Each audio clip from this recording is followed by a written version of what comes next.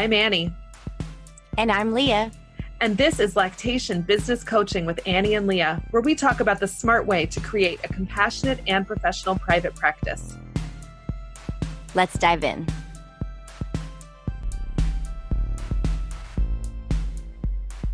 Hey there, Leah. Hey, Annie, how are you today? I am great. How are you? Doing really well. I'm excited about our topic today and really looking forward to talking about this because I think it's something that comes up on message boards all the time. I see it all the time, the question all the time. So what are we talking about today, Annie?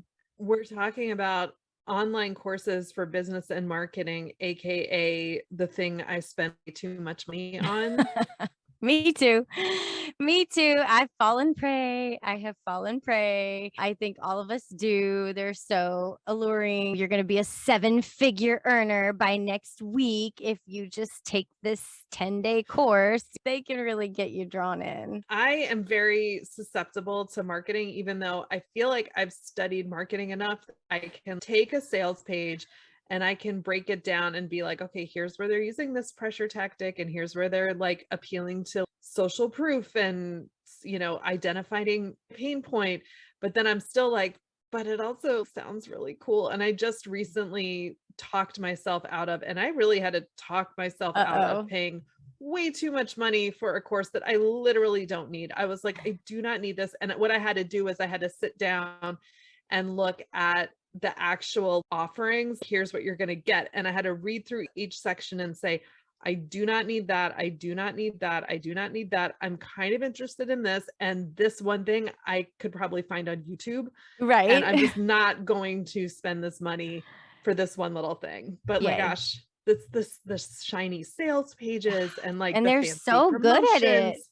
Obviously, that's why they're teaching a course about marketing, because they just got you to spend thousands of dollars. They're like, here's my proof that I'm good at teaching marketing because I just got you to spend thousands of dollars on my 5-hour course on marketing. It's crazy how much the science and just like precision accuracy formula for sales and all of this is out there in the world now, and that we're the prey kind of is scary. But that also means if we implement all that, then like maybe our clients are also then turned into the prey. Well, right. I mean, that's like the thing is like these courses are not necessarily a good fit for what we're doing in private practice. And to be really honest about it, number one, when you buy a course about marketing, we're just going to pick on marketing, but like it could be on anything about like setting up, creating an online course, things Right. like that. And you watch it and you're like, okay, I'm watching these videos. Of course, if you're like me, you're watching the videos and you're like also checking email and like maybe watching something else at the same time. But it gives you the feeling that you're working on your business, but you're not. A lot of times you've just gone shopping and now you're like passing the time with something that like, are you really going to implement it? But then if you like actually look into, okay, what are they teaching me to implement? And you're like, I don't know if I can do this for families. Yeah. Some of it feels a little like aggressive for the population that we're trying to serve. We've got a very vulnerable population and desperate population, which a marketing person might say, woo, that's easy. That's an easy one to grab. But then if you think from an ethical standpoint, no, like high pressure tactics on people that are already vulnerable and already desperate to find answers and to figure something very personal and very serious. This is like your kid eating. It's not, do you have a shiny website page with good SEO? This is like your kid eating,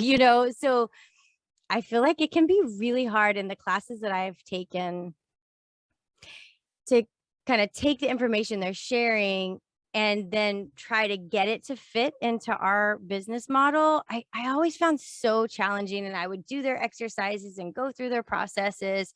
And I was just like, something in me just never felt real good about it. And I'm just like, and most of the time I didn't implement much of what I learned in those, although now I know it. I could probably make a really savvy, like you said, marketing copy, but I definitely do not feel like I could put a lot of use of that marketing material into the type of services and offers and things that we really want to provide to families in these hard times that they're going through. I know. And like they have you start a lot of them, like the ones on business, they have Yeah. you start by, okay, define your ideal customer avatar.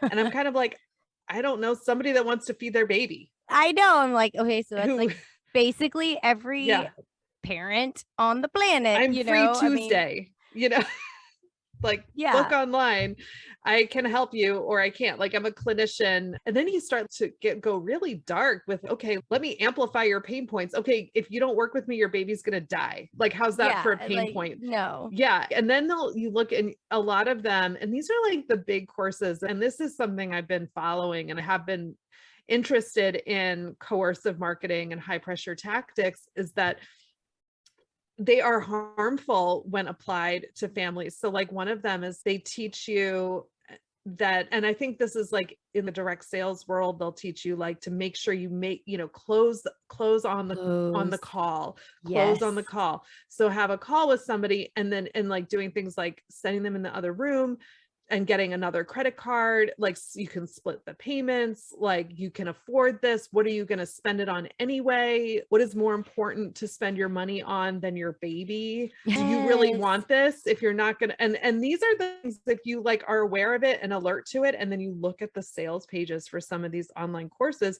you will see exactly that same kind of messaging. And if you just read through it and substitute your baby will die for all of their like promises, this course is Yeah. not for you if you want your baby to die. Like Yeah. literally that is like what we're being, they would have us do to families. And that is like the opposite of how I want to show up to families. Like I really do not try to talk you out of your money. It's not what Yeah. this is about. No, not at all. And I do feel like there's just also this whole like package deals and add-ons and blah, blah, blah, like all this overwhelming, like information that a new parent could never process. Okay, buy this package and you get these 10 things and that package, and it's 2 a.m. and their nipples about to fall off. They're not thinking about being upsold, like, click this button and you'll get an additional da, da, da, da, da, and it's just that feels so icky to me. And it was really hard to go through some of these courses because I felt sad if this was the experience that parents were having, like how sad would that be? And it was definitely not how I wanted to show up as a lactation consultant.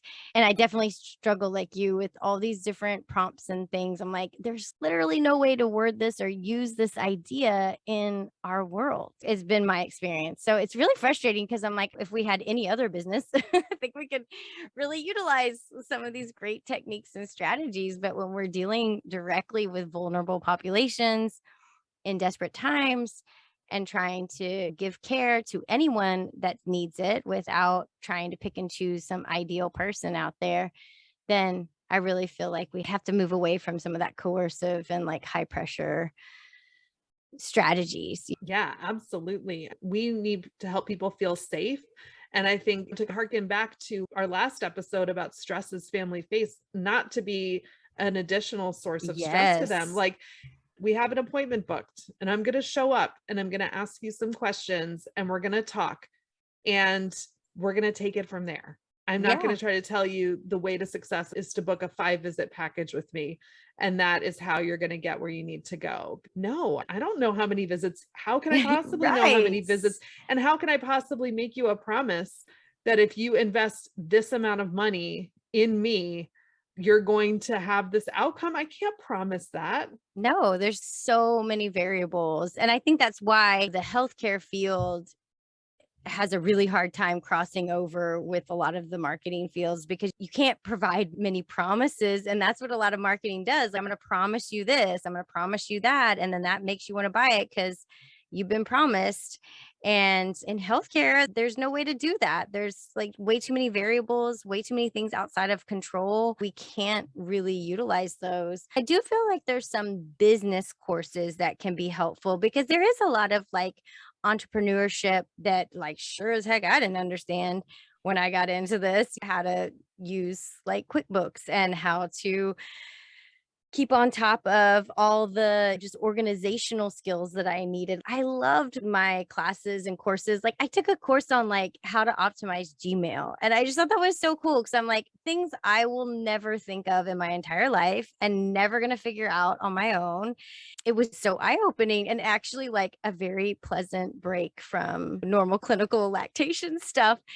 I think And I took that course too. I don't know. you I might took a have sent similar it one. to I might me. have sent it to you. We'll get it in the show notes because it Yeah. was actually really good. It was this woman just doing screen Yes. shares of here's how you set up your inbox. And it was Yes. like This she is also the had same. calendars and Drive. Yeah. And I found it like not just helpful, but like relaxing. It was like oddly relaxing on a topic that I'm like, I'm not top of my list. What am I going to do today to kick back and relax? It's probably not like watching videos on how to optimize Gmail, but I sure did enjoy the information. And I thought things like that are so helpful to tap into and to seek out to help you be a better business owner.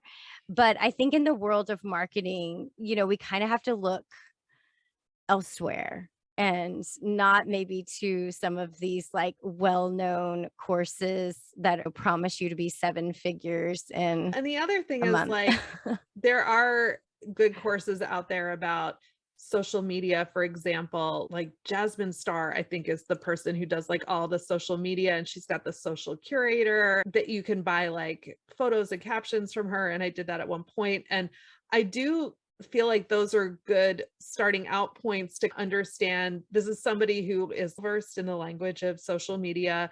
And you may find that like I found like it got me posting. And then I'm like, okay, all my posts look like everybody else's like out there because a lot of people have bought this. But at the same time, I was like, but I'm okay with that because I like how they Yeah. look. And it got me to start doing something Yeah. as a And I always beginner. remember that like just because somebody's seeing your content doesn't mean they're seeing all the content of the people that you see content of.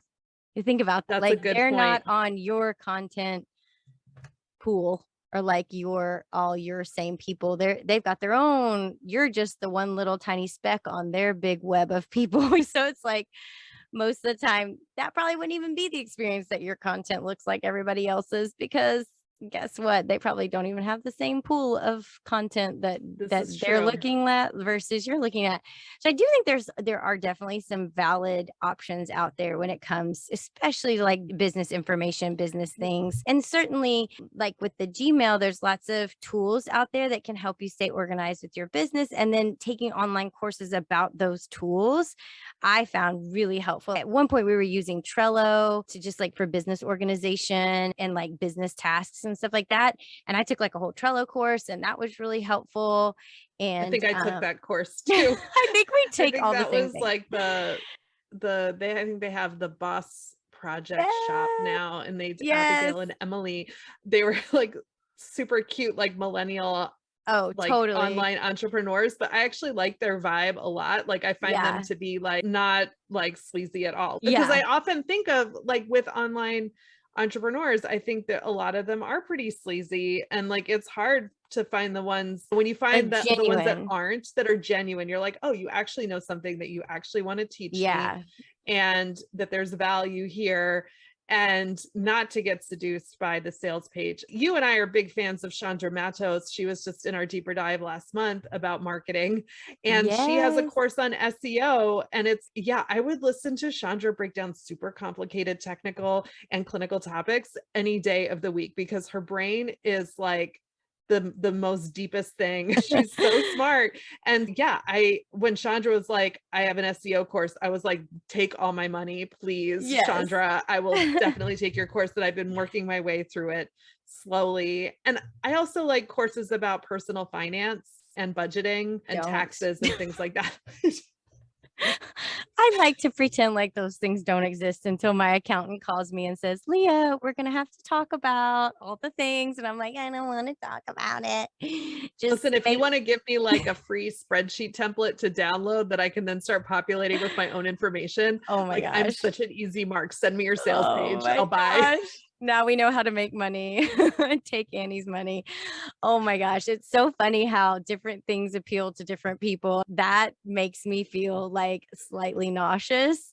Um, Whereas like the Trello thing, and it was so visually appealing, like Trello's so pretty. I want to use it all the time. But like to you, spreadsheets are pretty. And to me, spreadsheets are like, I don't know what's happening, like so many things.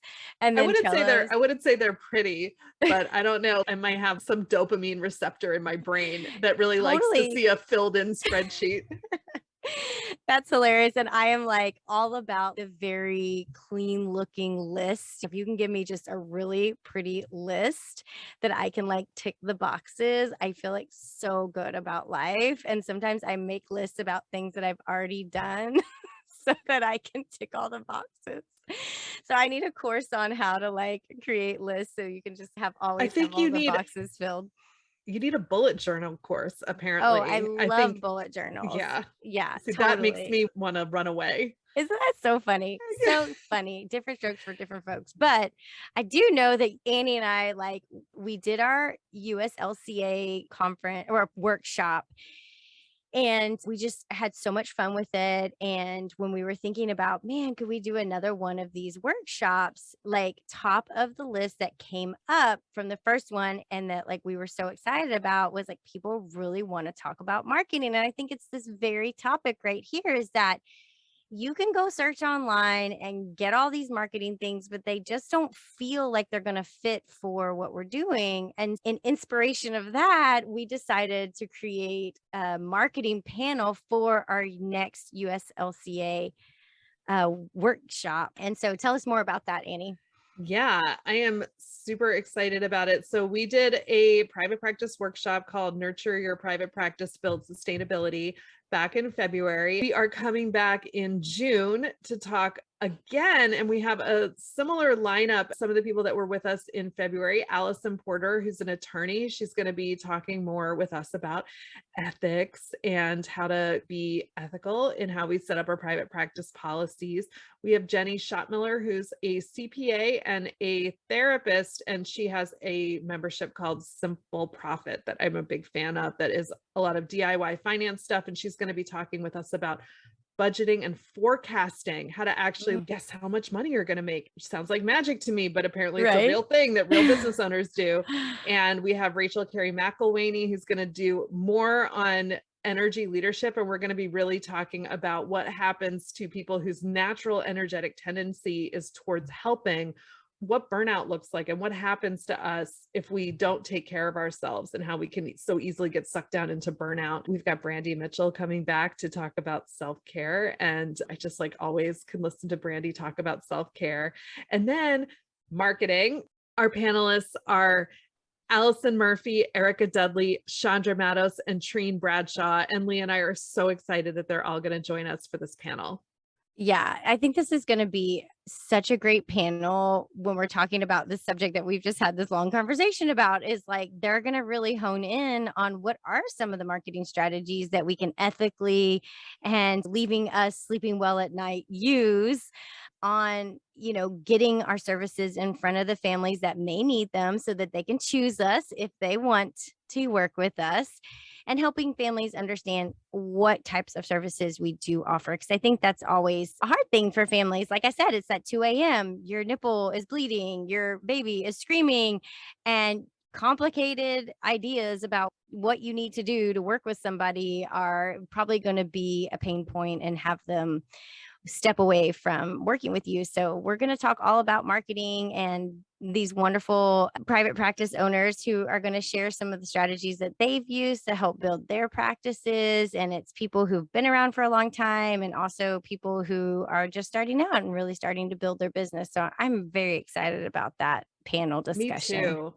Got We a will whole make sure 2 hours of talking about marketing. Like it is going to be phenomenal. I'm so excited about that. I'm so excited. We had a great time. It was a long day that didn't feel like a long day. Like when it was over, I Totally. just felt like I really got so much out of it and enjoyed it so much. So I'm super excited that USLC is doing it again. And so we're going to put the link to register for that into the show notes so you can click and sign up. And Leah and I are also like super jazzed about USLCA because we're both going to be speaking at the in-person conference in Norfolk in September. So Leah, what are you talking about? So I'm doing a talk on how to pandemic proof or other crises proof your private practice. I've experienced several different types of crises through the time that I have owned a private practice, including with everyone else, a pandemic. And I'm going to be sharing strategies and tactics and policies that can help take care of you, your business, and the people that you serve throughout any type of crisis that might hit your area or your world or you. I can't wait for that one. I hope they don't schedule it at the same time as mine. I know. That would be a real drag. How about you? What are you talking about? Yeah, mine is actually related to this topic because my talk is all about the difference between coercion and support and encouragement. So coercing somebody and persuading them to do something that might be against their best interests, but there's also supporting people and where's the line. And the title is From Breast is Best to Fed is Best. And I am very excited because I'm going to talk about all the things that I don't like about how they move about in this world and how we can do better. It's a topic I'm super passionate about. Hopefully we'll see people in person. I already bought my plane ticket. I can't wait. Oh, did you really? Oh, wow. I did. Yes, it is so awesome. I'm really excited about it. But I hope all of you will join us for both of those USLCA events, our private practice workshop, which we're going to get to learn more about marketing, and there when we get to be in person. Yay. This was a great conversation as always. I'm so excited that we had it and can't wait for our next one. Definitely. See you then. Bye. Bye. Thanks for listening. To learn more about our monthly deeper dives and how to support our podcast for as little as $1 a month, visit lactationbusinesscoaching.com. Don't forget to leave us a rating and hit that subscribe button so you never miss an episode.